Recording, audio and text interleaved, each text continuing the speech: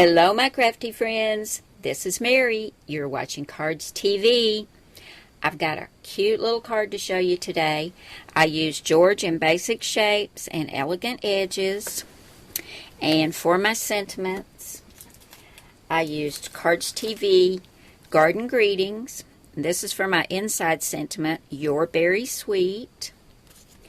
And for the front of my card, I used Love in a Jar. I've used the large jar stamp, Strawberry Jam, Preserved with Love, the strawberry and the leaves, and the large label. And let me show you my card. I had the best time making this little card.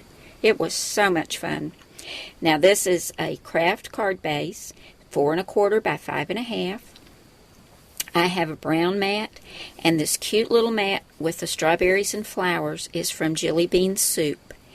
And let's see, I cut those mats using the Elegant Edges cartridge. The brown one was cut on shadow, and then this is a regular oval, or oblong, I'm sorry. And I cut these at 4 3/4 inches, and you'll find those on page 40. Now I've done the inside as well, and I also use those mats. The shadow for this one was cut at 4 3/4 out of the strawberry paper, and the sentiment mat was cut with white cardstock, and this was cut at 4 inches. And I've stamped it with Memento Tuxedo black ink. That's what I used for all the black stamping. And then down here I stamped a strawberry from the Love in a Jar set. For the leaves I've used Tim Holtz peeled paint. And for the strawberry I used fired brick. And I've inked around the edges of everything with Tim Holtz tea dye distress ink. Except for the jar. I didn't use it on the jar, but I did use it on the little tag, and that came from the George cartridge. And you'll find that tag on page 102. There it is right there, and I cut that at 1.5 inches. Now if you don't have the George cartridge, you can use like an EK Success small tag punch, or check some of your other cartridges for tags, bags, boxes, and more. I know has this same little tag on it.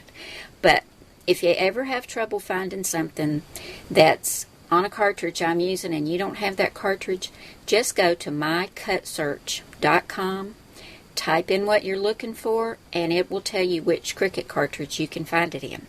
I love that site. I go to it all the time. Now here's my jar that I stamped using the Memento Tuxedo black ink, and I just fussy cut that.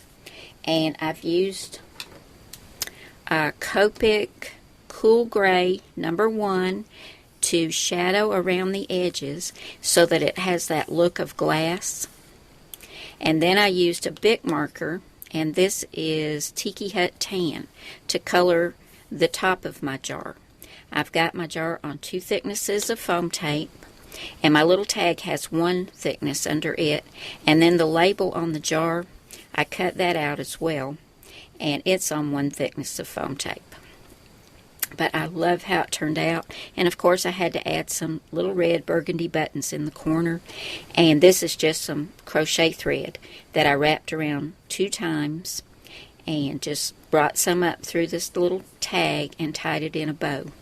But I'm going to show you how quick and easy it is to stamp this little jar and cut it out. It doesn't take any time at all. Color it in, and then you're ready to make a card or use it as a tag or put it on a scrapbook page.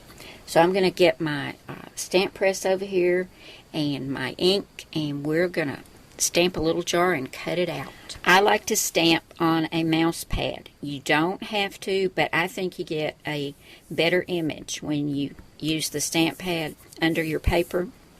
And I'm going to be using a stamp press, but you don't have to use one of these either. This is just a preference of mine. And we're going to take out the large jar stamp. And there's 2 ways you can ink this. Let's get this on the stamp press. Now you can take your stamp pad and turn it upside down and ink this way. I just like to turn my stamp press over and ink just like this. That works just fine. And we'll go ahead and get our jar stamped.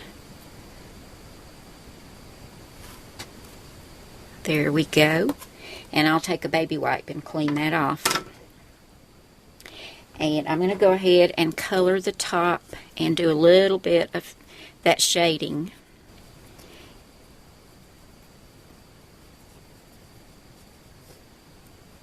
And I'm just going to go around the edges with this Copic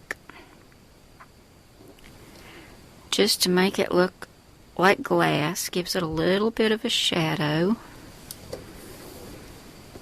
And you can do just one side for your shadow, or you can go all the way around. It's totally up to you.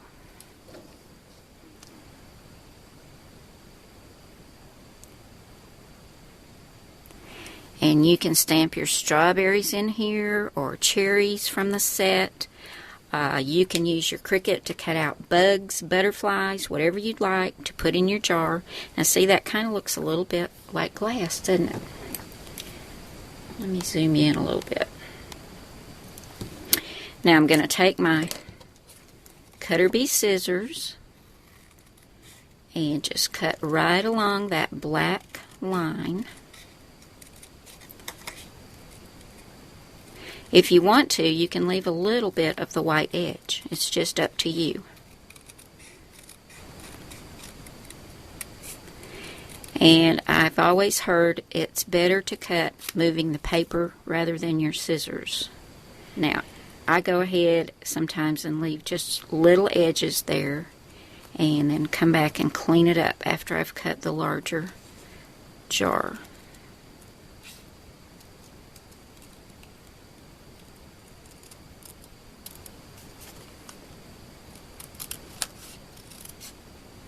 You can see this does not take long at all. It's not at all hard to do.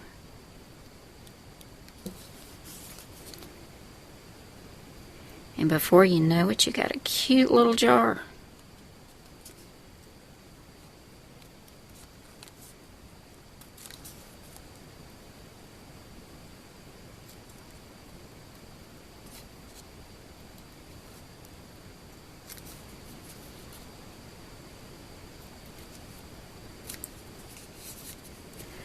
Get this one last little spot. And you can now take, there we go, see how quick that was? Now you can take a black marker and go along this edge to hide the white edges if you want to, or you can ink it with the distress ink, just totally up to you. I'm going to take this tiki hut that I used on the jar lid, and you can see I'll just go around these edges. That also helps if you leave any little bits of white. That will cover them. I didn't bring a black marker with me, or we'd do the sides as well. But there we go, guys. Very simple. Nothing to it. And there's so much you can do with these little jars. I think of all the stamps I have, this one is my favorite. But there we go.